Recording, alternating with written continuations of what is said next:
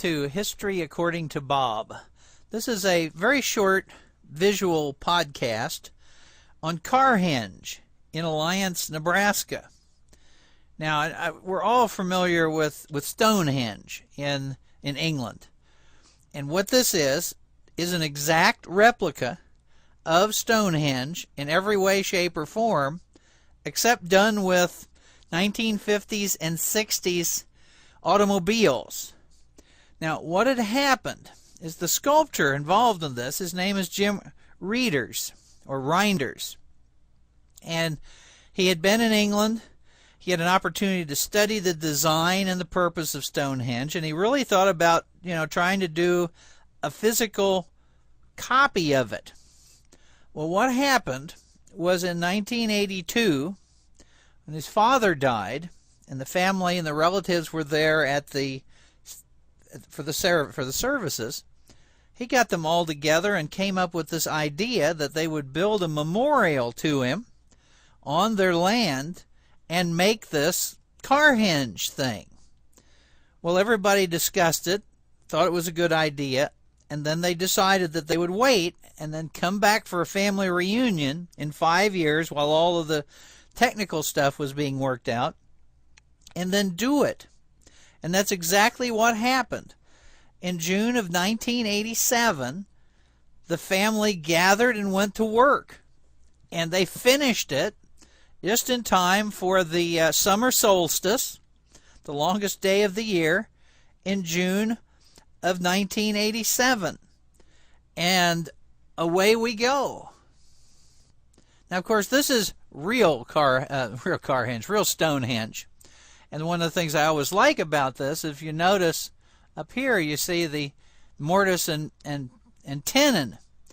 Okay, now this indicates that the people who built these had been working with wood, because this is what you do. You put a little spot here, and then you would have a hollow spot there and put it over on the top of it. You'd use something different if you were going to be working with stone. And of course, here is a representation of the sighting stones for sunrise, sunset, all the different times of the year, the equinoxes, the solstices, etc., and so on, which of course you get by observation. And then you go to Alliance, Nebraska. Well, now Alliance, Nebraska is not the easiest place to find. It's on US 385. And Carhenge is actually 2.5 miles north of Alliance, Nebraska. If you continue north, you'll end up getting into, eventually, the Mount Rushmore area. You'll end up in the South Dakotas, and there's a lot of, that's how we saw it. I knew it was there. And we'd gone to Mount Rushmore, and we did all the stuff out there, and I thought, I hate driving back the same way. I want to see something new. So I saw the highway. I said, we drive down this way. We go stop in Alliance, Nebraska, see Carhenge. And we stopped at a couple of other places. Actually, one other place, because there were only 2 other places to stop south of the Mammoth area in South Dakota. Well, this wasn't originally very popular. They had a little trouble. For example, the Nebraska Highway Department wanted the site designated as a junkyard and forced them to put a fence around it. Then the city of Alliance, Nebraska itself, said it violated land use restrictions because it was zoned for agricultural use. In the end, however, just how many people go to Alliance, Nebraska for tourism? There are 80,000 people a year that visit Carhenge. When we were there were about 20, and we were the only ones who spoke English. There was a French family, and I was able to converse a little bit with them. And after 2 years, the city council decided that they would grant Carhenge a zoning variance as a tourist attraction. Now, we were there in the 90s, and it was a kind of a cloudy day. But you can see they coated these muscle cars, and they made the same 56 original Aubrey holes that were found at Stonehenge. And of course that name comes from Sir John Aubrey, who's the first to recognize that earthworks are great stones in the temple. That's 1648, and he found 56 of these holes. All right, and so you can walk around it. There's something you can't do at Stonehenge unless you pay a little extra money and get permission. But you can walk around here. You can't see it very well. There's some free-form art there. I think this is a salmon coming up out of the water here. It's now a great big. They have a lot of art places here, but it's, you know, it's 96 feet in diameter. Here you go, where you can shoot out and watch the sunset on the right solstices. Has everything, you know, track the stars.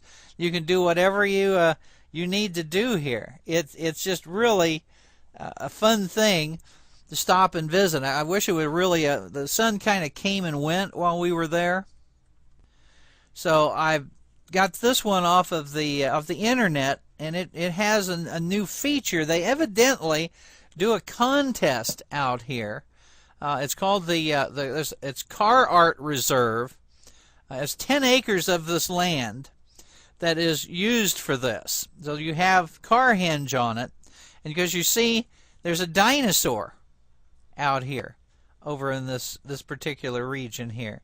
And so if you win their contest, you get to put up one of your devices. They actually have a thing called the Ford Seasons. It's art that only uses Ford cars, suggesting the Vivaldi's Four Seasons and the Alaska of the Nebraskan landscape. But if you're ever heading to Mount Rushmore, look on the map, because what you can do is you can go across I-80 and then it'll separate, and you can see. I mean, if you go to see the Chimney Rock, you just turn right there at Chimney Rock and head north, and you'll get to Alliance, Nebraska. Just make sure you have a full tank of gas. And it's well worth stopping to see. But yeah, these are cars that were placed in the positions, and indeed, all worked out. And it didn't take very long, so it's not quite as difficult. Now, they don't have odd things that happen out here. It's not like where you have all the neo-pagans that show up out here on the solstices and other things. But it's a nice group of people. You can actually go online and become a friend of Carhenge. There is a Carhenge Association. You get a membership card. I've got a bumper sticker on. Well, I know I don't have that one anymore. I had an old 1974 Nova, Chevy Nova, and we brought back a I've been the Carhenge sticker and put on the back of it. But that car has gone to its great reward a long time ago. I guess that we put it on there so it would have a goal to try to make it out there. But anyway, it's really neat, and it's well worth watching. I think it costs $15 to join, and you get a souvenir or two. So, as always, don't forget to come by the website, summahistorica.com or historyaccordingtobob.com, and ask a question, leave a comment, check out the CDs.